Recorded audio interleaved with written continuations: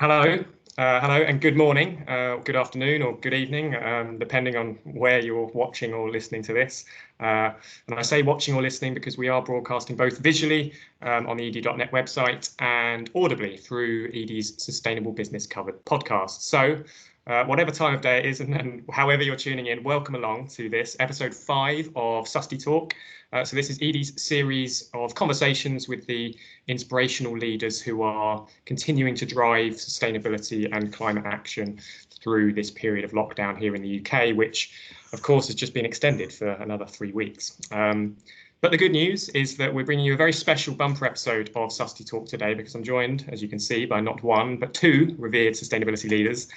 So I'll introduce them in the order I can see them on my screen, although that may come out differently in the visual recording and it won't apply at all, I suppose, to our podcast listeners. But on the left of my screen, we've got Richard Marsh, who is the Reporting and Insight Director at the telecoms giant BT. And on the right of my screen, we've got Caroline Hill, who's the Corporate Affairs and Sustainability Director at the commercial property development company Landsec. Morning to you both. Thank you for joining me. I've had the pleasure of meeting you both individually. Have you met each other before? I know we discussed this briefly beforehand. Have you met in person?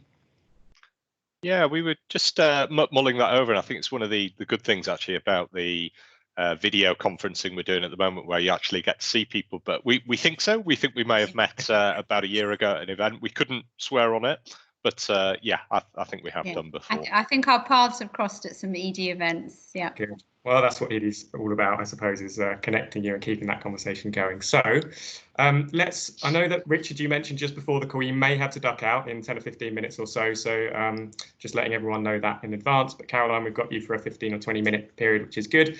So let's start just quickly by building up a picture of what life in lockdown is like for both of you at the moment. Richard, starting with you, talk us through how you and your team are working through this period.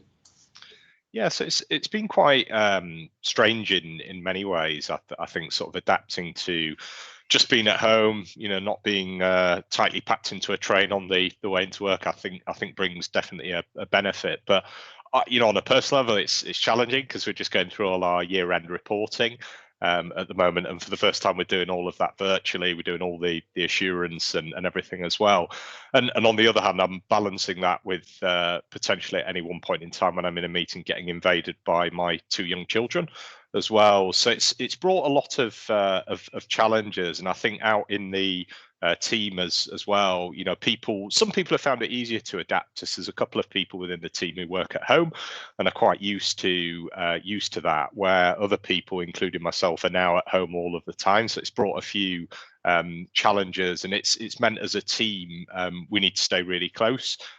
We need to check in really to see how people are feeling and to make sure the support is there, and particularly as we think about like the audit bit that I mentioned before, where ordinarily we'd all be crammed in a room looking at bits of evidence, and there's obviously a lot of pressure to that with getting everything right for year end. So it's just really stay very close. But yeah, I think they'd be my main reflections.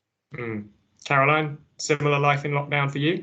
Yeah, very similar. Equal risk of children could appear at any point, hopefully not for the next 10 minutes. I think also to flag, I think it's particularly tough for team members that live alone or don't have any outside space. So I think, it affects, everyone's got different challenges. If you're living alone, I think that's a whole set of challenges. If you've got young kids, again, elderly parents. So yeah, I think just being really sensitive to everyone's different circumstances, and so as a team providing a lot more flexibility. And so I think that's kind of maybe a positive that will come out of this, that this kind of more flexible way of working might continue into the longer term. Yeah. Okay. So part of the reason for me connecting us all together, because it was a method to the madness, was that you both hold relatively senior director sort of level positions within the businesses you work for. So I wanted to get a brief insight into how, if at all, you're sort of still communicating sustainability at that top level. So with those kind of board level people. Richard, starting with you, how are you sort of keeping the decision makers within your company connected to sustainability and the CSR agenda at the moment? Yeah, so I think in many ways it's unchanged. So we've got a really strong focus within BT from a governance point of view in what we're doing, providing oversight and guidance on the plans.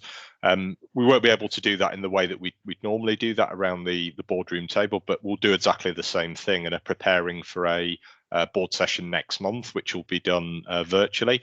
So in many ways, it's really just using a lot of the tools that are out there that allow us to do that virtually, to keep the momentum up on the topics. And I mentioned the other piece as well, because we're going through the year-end reporting at the moment, annual report, sustainability report, naturally that means some very regular direct engagement with the senior teams about progress, about where our thinking is for the year ahead as well. So I think it's in those couple of areas that there still maintains a big focus. It's just that we need to adapt and do that in a different way. So adapting, doing different things in different ways, Caroline, does that sort of chime with the way that you're communicating SAST internally at the moment? Yeah, so same, going through the year end and the auditing process, the assurance process remotely.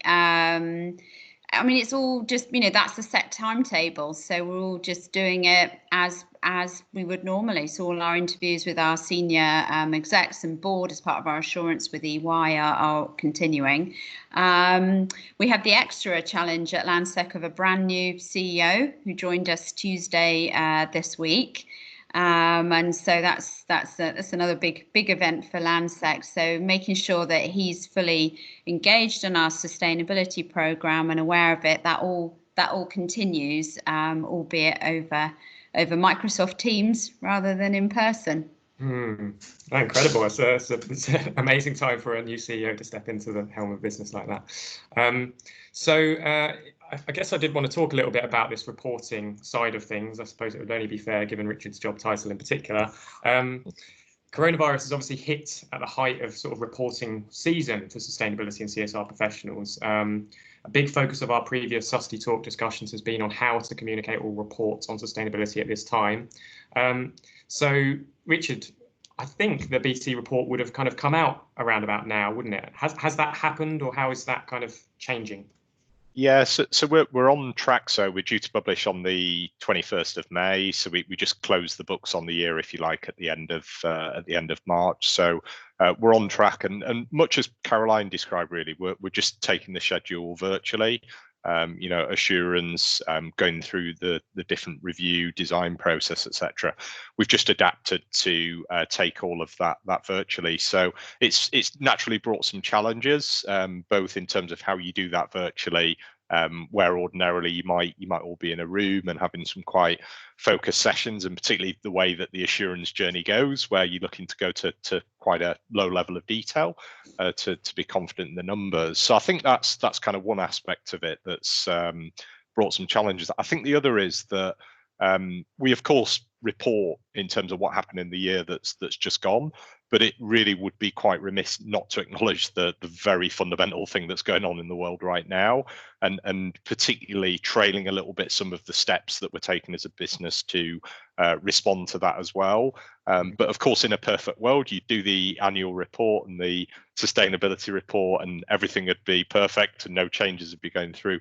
And actually, we've got the biggest thing that in my living memory has happened. So it's kind of how you reflect, talk about what we're doing as a business, and recognize that at the time of going through those pressures of adapting the whole year-end process to be a virtual one. So I think that'd be what I'd share. Okay. And Caroline, before bringing you in, I'm conscious of the fact that we've only got Richard for a few minutes longer, so I'm going to hog Richard for a little while longer and just ask you a couple more questions that perhaps a little bit more bespoke to your organisation as well.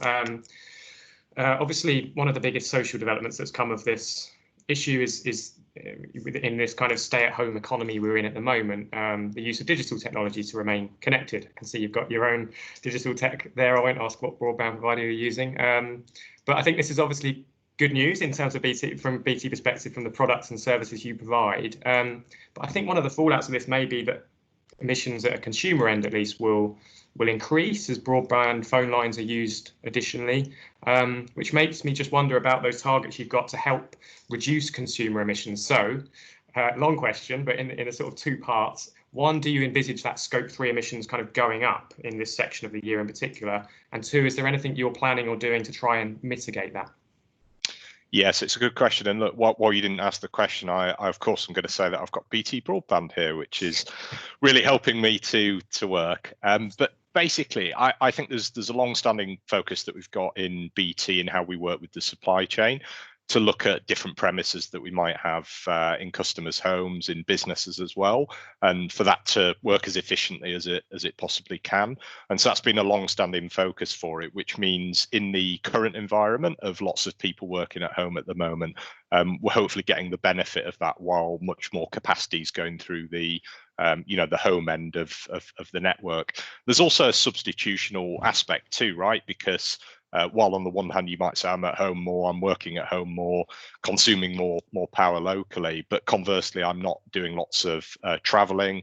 I'm not generating energy use, for example, in the office environment as well. So I think, of course, there'll be some movements through the scopes overall, but I think we're well positioned on the back of that. And I think as well our carbon abatement goal that we've got, which looks at customers' use of our products and the abatement that can deliver versus the operational footprint of BT, allows us to keep a close check on that as well.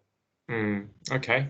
Thank you. Last question for you then, Richard, before I know you need to duck off. I typically end our SAST talk chats with a sort of generic question about kind of any advice or thoughts you might have for fellow SAST professionals who are working from home, perhaps getting a bit frustrated by the lack of connectivity, or maybe even on furlough and trying to keep themselves connected and sane. Do you have any working from home tips or recommendations?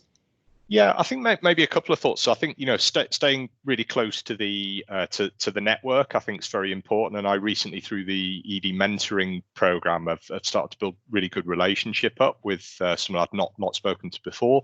So I think really using the networks that are there. I think hearing from Caroline today has given me a lot of inspiration and resonance of a fellow colleague going through year end at the time. And I also think there's an opportunity here to think about the skills that we develop through this time. If it has created the unfortunate situation that people have been furloughed, it does create an opportunity potentially to look at building new skills up in that time. And we, through our Skills for Tomorrow program, have got a lot of quite useful free resources that potentially can help people do that. And there's some really good things out there. So I think it's maybe in what's a hugely challenging time, trying to take the best that you can from a skills and a networks perspective. Okay, thank you so much, Richard. I'll let you duck out and jump into your other meeting. Thanks again for joining us at quite short notice. And yeah, best of luck with everything over the next few weeks. That's great. Thank you both. Cheers. Thanks. Bye. Richard. Bye. Great. Okay, so hopefully this has all worked when it comes out to the recording, and from a podcast perspective, it all seems seamless. But Caroline, back to you. So I guess I asked Richard firstly there about kind of reporting and what the implications were on reporting there at BT. Was there some synergies there with how it's impacting your SAST reporting? Yes, so our annual report would normally come out around mid-June, and very similar experience to Rich. So at the moment we're still crunching through the year-end numbers. We've got end of March year-end, and all is progressing as normal currently. I mean, one trend we're seeing is all of the benchmarks, so things like CDP or Dow Jones Sustainability Initiative, they're all pushing back their timelines, which does ease the pressure a bit on the team that we've got a bit longer for those. So that's very welcome. Okay, that's interesting. And I just wanted to talk about the way that, I just dig a little bit deeper into the way that SAST should be communicated through this crisis, particularly kind of, I guess, internally in terms of getting buy-in on things. The reason I'm going to ask this is because in one of our earlier SAST Talk conversations, I spoke with Kia Group's head of sustainability, Joe Gilroy, who talked about the need for sustainability professionals to effectively change the way they're communicating sustainability and really sort of scrupulously focus on the commercial benefits of it. I suppose the context being that the economy is going to face this quite significant downturn, and talking in sort of pounds and pence is going to be the only way to get that sort of buy-in. Do you agree with that? I think each business is different and faces different challenges. I mean, I would say that actually, I think there's a huge opportunity for sustainability professionals from this, which is that awareness, particularly on air pollution, has massively increased in the last month. You know, people really commenting, and you see this in the media, the amount of commentary on how suddenly London's air is so much fresher, and all our cities are so, you know, so much nicer outside. And so I think always sustainability needs to be put in a commercial context to be successful. But actually, I think some of this is going to raise consumer awareness even further than it was already. And that will be of great benefit for sustainability professionals in terms of the reasons why sustainable business is so important. I think the other side of it is economic justice. So I think out of this awful situation that we are all in, there is a big focus certainly on making sure that those that are that everybody is supported and that no one is left behind in the recovery from this crisis. And so community programs, certainly at Landsec, our community programs have really ramped up in the last month to ensure, for example, all the homeless charities that we're working with, that they've got that immediate support they need right now to keep doing their work. I mean, it's always been important, but now it's more important than ever. So I think trying to see how sustainability needs to play its part in the response and recovery from COVID. And I think there's an enormous point for sustainability to have a big seat at the table in recovery discussions. So I think positioning that in pounds and pence where that's appropriate, certainly in terms of things like energy reduction, but also looking more broadly than that at responsible business and about the need more than ever to be a good corporate citizen coming out of this. Yes, yeah, and speaking about coming out of it and what that starts to look like, it's obviously very difficult to predict what things will be like, but we have seen examples like for example, in China, where they've started to unlock the economy. Are you having discussions about that internally in terms of, you know, for example, what things like footfall will look like in your stores and shops, and what that will mean for sustainability there at Landsec going forward?